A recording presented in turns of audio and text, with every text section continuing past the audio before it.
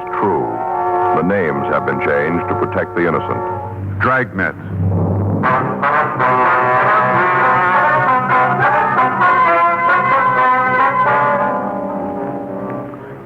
You're a detective sergeant. You're assigned to homicide detail. You get a call to investigate unknown trouble. The caller gives no indication of what's wrong. Your job, check it out. It was Saturday, July 18th. It was warm in Los Angeles. We were working the day watch on a homicide detail. My partner's Frank Smith. The boss is Captain Lorman. My name's Friday. We were on our way back from questioning a suspect, and it was 10:56 a.m. when I got back to our car. Unit 1K80. Did you get me a pack, too? Yeah, here you are. Thanks. Say, Joe. Wonder if you'd do me a favor. I just did. I bought you a pack of cigarettes. No, something else. Well, I've been thinking about taking a sergeant's exam. See if I can crack it this time. yeah. I figure I got about 6 months before they're going to hold him again. Gives me plenty of time to get ready. It's a lot of work. You're going to have to really hustle the books, you know. Yeah, I know. I talked to Faye about it last night. Got it all squared away. The in-laws aren't going to come out this year. That's what loused me up last year. It is, huh? Sure, Joe. You know our house. We had Army cops all over the place, kids running around screaming. Nobody can study like that. You going to be able to work out the classes? Well, I'm going to have to. I can sure use the extra money. Faye and me'd like to do some work on the house. About the only way we can do it is try and make sergeant. Well, what do you want me to do? Well, I wonder if you kind of help me out along the way. You made it. You tell me what to do and what to watch out for. Well, I'll do what I can for you, but there isn't anybody who can make it for you besides yourself. You know? Yeah, I know that, but just as long as you're in my corner, old buddy. I'll be in your corner. Attention all units. You better get the help. All units. At 5291 La Miranda Street, investigate unknown trouble. That's at 5291 La Miranda Street. Investigate unknown trouble. Car 11F93, take the call. Code 3, KMA 367. This is Miranda now, isn't it here? Yeah, 6100 block. We must have just passed the place. I didn't see anything, did you? Me either. It's code 3, it's important. Make a U and we'll go back and check it out. All right. Should be up here on the right. 5800, a couple blocks up there. Take it easy, you should be in here. Yeah. Doesn't look like there's any trouble. Think this is it? You want to pull up? Yeah. At the back of the court. 5291. There's nothing going on. Yeah. Well, maybe I better verify that address, huh? Yeah.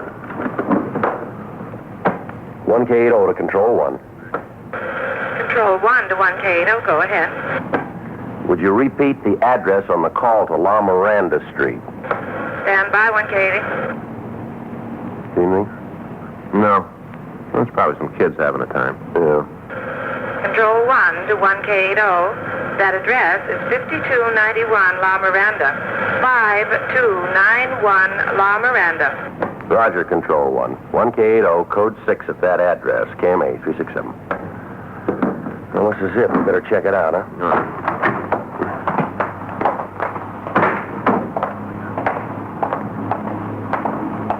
Well, there's nothing wrong here.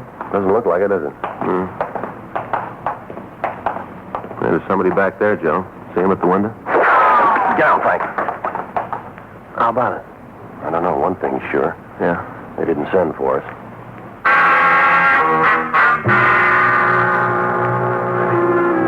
The 5 units of the court were arranged in the shape of a U. 5291 was the building at the far end.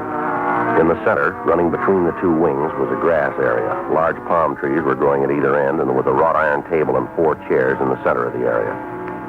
From what we could see of the building the shot had come from, the only door was the one facing us. Frank and I ducked over to the left side of the court to the unit occupied by the manager. We waited on the porch until the felony car that had been assigned to the call arrived. While the officers from the unit covered the house, Frank and I went to the manager's place and talked to him. He identified himself as Marshal Rice. He appeared to be nervous and upset. I don't know why it should be so tough. You get him out of there. That's all I care about. Just get him out. What'd you say the man's name was? Dudley Gray. You the one who called the police? Yeah, I called him right after he took the first shot. I wasn't going to wait around for no repeat performance. You have any idea why he's doing this? Only one that makes any sense. What's that? He's wigged. Sir? Flipville. He's gone straight up. Did you talk to him this morning? Yeah, went back there about 8:30. Wanted to get some things straightened out. Hadn't had a cup of coffee with him and Charlotte. Who's Charlotte? His wife. Real doll. She sure don't deserve to come up with a flip like him. How'd he seem then? You mean when I talked to him? That's right. All right, I didn't notice anything. If I had, I'd have called you then instead of waiting for this to happen. And what'd you talk about? Well, different things. We've been planning on doing a little remodeling, painting papers. Yeah. Well, Dudley's been helping me. Lost his job a couple of months ago. Since then, he's just been sitting around watching the TV. Not doing liquor work. So I asked him to give me a hand with a redecorating. Guy's already 6 weeks behind in his rent. Just goes to show. Well, you try to be nice to a guy, try to give him a hand, what happens? He kicks you. He's no good. He's no good at all. You'll find out when he comes out. You'll see then. How long have they lived here? It's been a couple of years. You need the exact date they moved in? No, sir, not right now. You ever had any trouble with them before this? Nothing like this, that's for sure. But you have had trouble, huh? Well, sure. Just try to live together and not have a little beef now and then. What were the disagreements about? Different things. Sounds kind of silly when you talk about them. Well, it might help us get him out if we knew what caused this. Well, like he likes one baseball team, I like another. He don't like to fish, I don't like to hunt, things like that. Lay 'em out in the sun, they just dry right up. Silly little thing. Anything else? Well, I guess I might as well tell you. You'll find out anyway. What's that? Oh, Dudley thought there was something between Charlotte and me. Of course there wasn't, but you just couldn't convince him he was off base. Wasn't anything could convince him. He said something about that this morning, did he? Yeah, we were just sitting there talking about how he ought to help me out with a painting. Charlotte said he should. All of a sudden he got this kind of wild look in his eye. Told me he knew all about me and his wife. Said I wasn't fooling anybody. Well, we just sat there. Didn't know what to think. Picked up his coffee cup and flung it across the room. Smashed it against the wall. Coffee all over the place. Streaming down the walls. Ruined the paint. Told me to get out of the house and leave Charlotte alone. Said if he ever saw me talking to her again, he'd make me sorry I did. Well, what about his family now? Are they in the house? I'm pretty sure they ain't. Charlotte took the kids and left right after I did. I saw him walk out. You know where they went? Well, I can't help you there. Does she have any people or friends in the neighborhood here? Not that I ever heard. Got a sister down in National City, but I don't think she went there. Why'd you say that? I didn't have no grips. She'd have gone there. She'd have taken clothes for the kids. Didn't have no grips when she left. Pretty sure she didn't go to National City. But you don't know where we can find her, huh? Not the least. Might have gone to a show till Dudley calms down. How do you figure to get him to come out? Well, we'll try to talk to him first, to reason with him. That ain't gonna do it. He hasn't got any reason left to do a thing like this. Well, we gotta try. You're gonna have to kill him. You just wait and see. That's the only way you're gonna get him out. Shoot the house full of holes and hope he gets in the middle. That's the only way. We hope so. You'll see. Something else you ought to know. Yeah, what's that? That gun he's got, the .22 rifle? Yeah. He's He's got a real thing about guns. Big collection. Rifles, pistols, automatics, a whole bunch of them. Yeah. And they all work. We got a description of Dudley Gray, and we called it into R&I. We found that he had no record in our files. We got in touch with Captain Lorman and filled him in. We requested that additional teams of men be dispatched with tear gas equipment and shotguns. The men from the felony unit covered the back of the house, while Frank and I covered the front.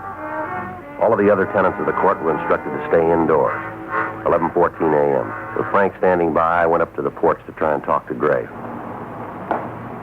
Gray? Gray, I want to talk to you. I got nothing to say to you.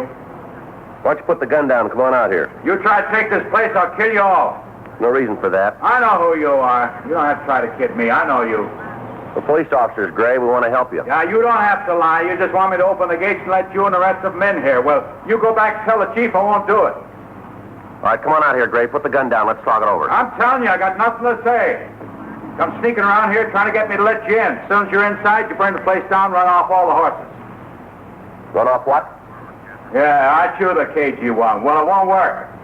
Told you, I know who you are. You go tell the chief that it didn't work. Not one Indian's getting in here, not one. I'm going to defend this fort till the cavalry gets here. I'll show you. Division on the way right now. Gray, come on out here. We're on your side. We want to help you. That's a lie. You got different clothes on, but I still recognize you. You were scouting around here last week. I remember. Now you get out of here. Come on, Gray. Give us a break. Let's talk it over. Joe? Right with you. What about it? I don't know. He thinks he's in a fort. Told me he thought I was an Indian. You heard him. Yeah, I heard. From what the landlord says, he can hold out in there as long as he wants. Yeah. Maybe if we could find his wife, we might be able to come up with the answer. All right, I'll check with the rest of the neighbors, see if they can tell us anything. Okay, I'll go on back and try to talk to him. Wait a minute. Take it easy, Joe. He sounds pretty sick. Yeah. Check the boys in the back, will you, and see if there's any way of getting to him from there. Right.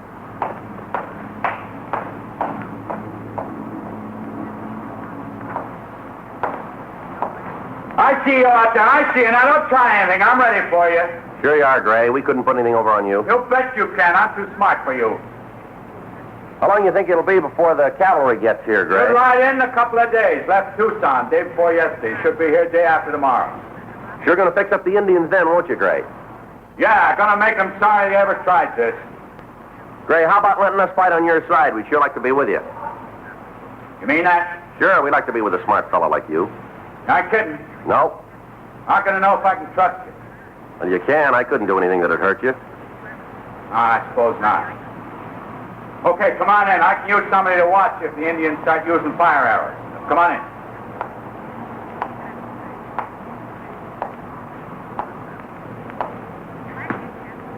Okay, I'll keep you covered. As soon as you get here, I'll take the bar off the gate. All right. Now hurry up. Them Indians see you. They'll be all in here. Want to open the gate? Wait till you get a little closer. Can't take any chances. Almost there, Gray. You better open the door. Yeah, just a little closer. Thought you could fool me. Well, it didn't work, did it? Didn't work. You found out. It didn't work. When Gray fired at me, I dropped to the ground while Frank and the other officers returned the fire, driving the man away from the window. 11:47 a.m., the additional men arrived from the office with tear gas equipment. It was distributed, and we worked out a plan to take Gray. It was decided that 2 men would cover the right side of the house while another team covered the back. Frank and I would go around to the left side and fire tear gas shells into the building until Gray had to leave. 11:58 a.m. All of the officers were in position, and Frank and I started to move in to use the tear gas guns. All right. That's enough of that. Just get out of there. Other building, Joe. Yeah, I see her. You just get out of that garden. Go on now, out. Would you get back in the house, please? We don't want to get hurt here. Then you just better get right out of my azaleas. You knock down one more bush and you're in trouble. You don't understand, ma'am. There's a man in that house, and he's got a gun. I don't care about Mr. Gray. What he does is his own business. I'm just telling you to get out of my flowers. All year I've been worrying over it, trying to coax the blossom out of them. Now you come around here with your big feet and ruin it all. We're sorry about that, but we have to get Gray out of that house. Then do it without stepping all over my flowers. You're a cop. You're supposed to know how to handle things like this. And look what you've done to my tuberous begonias. 3 months I've been working with them. Just put them out last week, and now look, they're all broken. You just ought to be ashamed of yourself, big men like you doing a thing like this to my flowers. Ashamed. Look, ma'am, if we hurt your flowers, we're sorry. As you did. Think you better get inside now, lady? Are you telling me what to do? Yes, ma'am. That's a direct order. Yes, ma'am. All right. I'll go, but you just remember, you ordered me to go. You're going to hear about this young man. What's your number? Beg your pardon? What's the number on your badge? I intend to report you for this. You'll find out. Poor tuberous begonias. You'll find out. Now, what's your number? Frank, you want to handle it? Yeah. Come on, ma'am. We can talk right over here. Oh, you don't think you can soft-soap me out of it? I'm going to cause a lot of trouble, a lot of it. Nothing you can do to stop me. If you'll just go on inside, well, I'll talk to you later. All right, but I'll be watching you. I'll be right here watching you.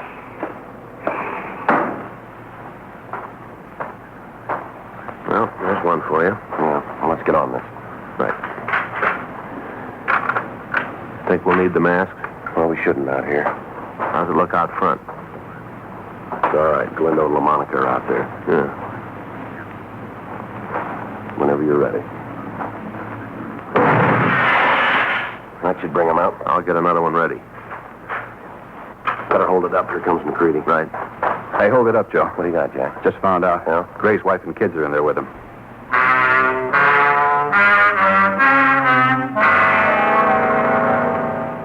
Sergeant Jack McCready was standing by in the manager's office when Mrs. Gray had telephoned from the house. With the possibility that innocent people might be hit, we were unable to fire into the home. We met with Captain Warman and discussed the methods we could use to get the woman and children out of the place. We worked out a plan. It would depend entirely on being able to talk to Mrs. Gray and explain what we were trying to do. Frank and I went to the manager's place and put in a call to the house. How about it? It's just starting to ring. Figure it'll work? I don't know. The only way we can make it go is to talk to the woman, explain the setup to her.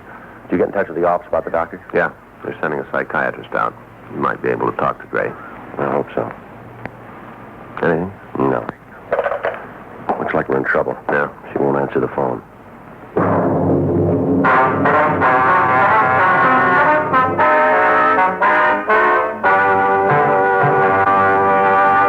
You are listening to Dragnet, the authentic story of your police force in action.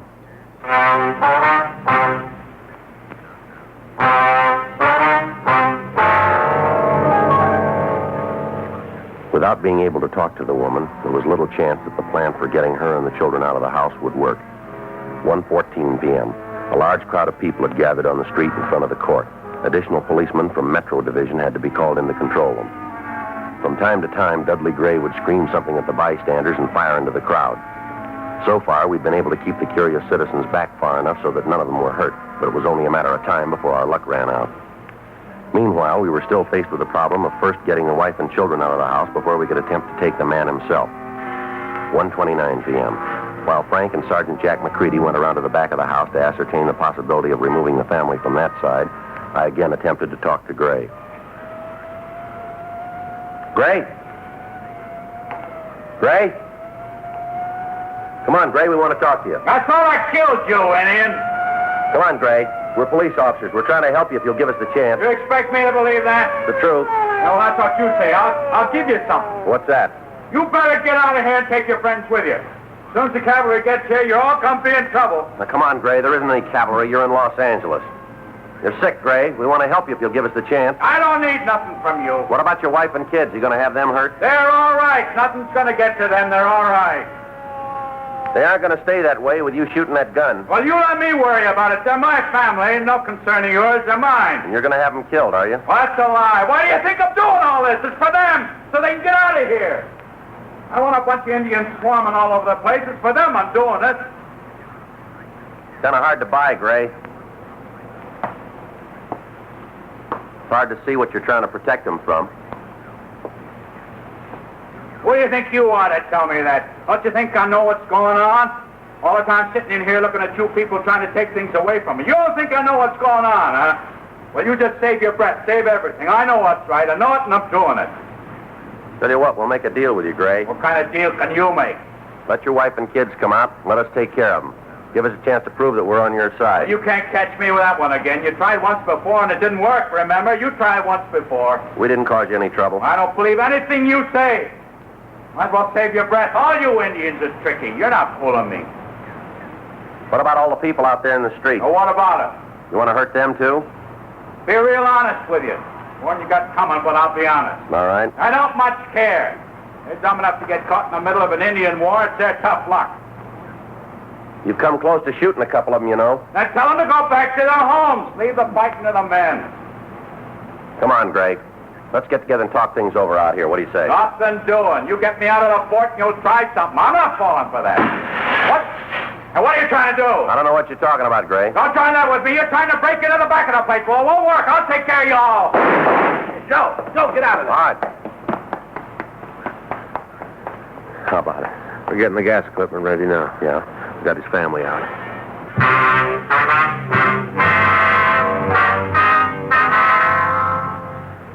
While I'd kept Gray busy in front of the house, Frank and Jack McCready had gone around to the rear. They'd found the room where Mrs. Gray and the children were hiding. By breaking a window, they'd been able to remove them from the house. The children were taken to one of the neighbors, and Mrs. Gray was waiting for me in the manager's place. Outside, the members of homicide detail were making preparations to get Dudley Gray out of the house. Thank God you got us out of there. I don't know how to tell you. It's all right now, Miss Gray. The children, where are they? They're next door. Don't worry about them. What about Dudley? What are you going to do about him? Well, we're trying to get him to come out of the house. You're going to have to shoot him? Well, that depends on how he wants it. Oh, he's sick, Sergeant. You know that. He doesn't know what he's doing. Sure, we know it, but your husband's in there taking pot shots at anybody who comes near him. Only a matter of time before somebody gets so close he can't miss. There's some way to get him to give up. You're a policeman. There've been things like this before. It seems like it'll be your job to get him out without hurting him. Well, we're trying. What caused this to happen? A lot of things, Sergeant. Well, Miss Gray, if we knew what's wrong with him, it might help. Could you give us some kind of an angle on it? I don't know how long it's been building. Maybe a year, maybe longer. It's hard to say. Just try to take care of the family, keep it together. Sometimes you don't see the signs. Yes, ma'am. It might be my fault. I guess it is. Just all of a sudden things got too heavy for him to carry. He lost his job. We couldn't pay the bills. Got so I wouldn't answer the phone because I knew it was somebody wanting their money. I try to take it easy, Miss Gray. He didn't have any way to get the pressure off. No way at all. It finally got him. All right, go ahead. You sure the children are all right? They're being taken care of? Yes, ma'am, they're fine. Are they having lunch? I couldn't fix them anything. They haven't eaten since this morning. I'm sure they'll be fed. Alice is kind of picky with her food, needs coaxing to eat. They'll be all right, Miss Gray. Now, would you go on, please? Well, it finally broke this morning. Once it started, there wasn't anything we could do. Marshall came over. That's the manager? Yes, he came over to ask Dudley if he'd help with the painting, mentioned that it'd be a way to pay some of the back rent. Didn't mean anything. Dudley just took it the wrong way. What's that? When Marshall told him about the rent, I said it was nice of him to give Dudley the chance to make it up. I didn't mean anything by it. Yeah. Dudley got up from the table and went into the living room and turned on the television. Didn't say a word to me, just got up and walked out. Sat there watching a picture, one of those cowboy things. Just sat there and watched it. Yeah. Kids went in and tried to talk to him, so did I. Tried to bring him out of it. He didn't even know we were in the room, just sat there and looked at the picture. Has your husband ever been under the care of a doctor? You mean for his mind? That's right. No, I was afraid to ask him. I should have, but it just seemed that it'd mean another bill. That was causing all the trouble anyway. I told you I was trying to believe that it wasn't anything serious, that it'd go away. Yeah. It's been better to have the bill. Anyway, he sat there for a while, then he just got up and walked to the closet, picked up the rifle, and told me and the kids to get into the back bedroom. Said that they weren't going to take the place. Did you know what he meant? Well, no, not at first. I knew there was something wrong, but I didn't know it'd be as bad as this. Is there anybody your husband's particularly fond of? Well, we've been married for 8 years, Sergeant. I guess I could qualify That that. is what I mean, ma'am. Is there anyone that he'd listen to, a friend, maybe a minister or a priest? No, any friends he had have gone. They didn't understand his moods. There isn't anybody. All right, Miss Gray. Joe, see you, man. Yeah. Excuse me. Yes. Yeah. We ran out of time. Huh? Gray just shot a cop. The officer was not seriously wounded. He was removed to Georgia Street Receiving Hospital for treatment. People in the adjoining units were evacuated. The streets were cleared as much as possible, and the men were in position to move in. Frank, Jack McCready, and I were opposite the front door of the house. From Mrs. Gray, we learned that her husband had several hundred rounds of ammunition for the rifle that he was using. In addition to this, he had several handguns and ample shells for them. She told us that the other guns were located in a closet in the rear of the place. It was decided to pour tear gas into the back windows and try to keep Gray away from the other guns. Frank was armed with a sawed-off shotgun loaded with double-aught butt. McCready had a .45 caliber machine gun. The officers were in position and the signal was given. There go the gas gun. Yeah. They should be coming out pretty quick. Hope we can take them without killing them. We'll try. Gas is starting to come through the front windows. Go in. I quit. All right, throw the gun out, Gray. Throw the gun out. They won't do it. Come on, throw that gun out. Hey,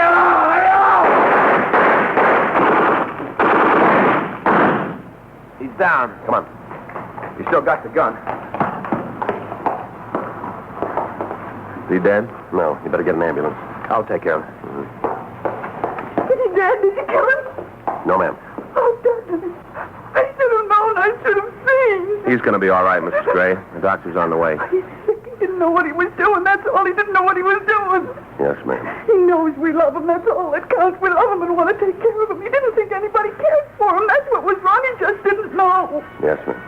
Maybe when he gets well, you know everybody wasn't against him. You know people care. Don't you think that's all that's wrong? I wouldn't know, ma'am, but he took the hard way to find out.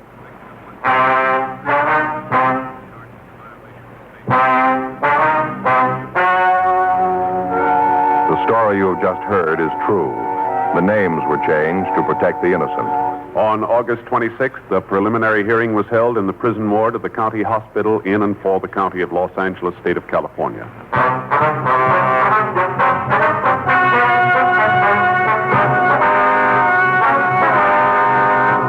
Dudley Peter Gray was held to answer charges of assault with intent to commit murder. He was examined by 3 psychiatrists appointed by the court and found to be insane.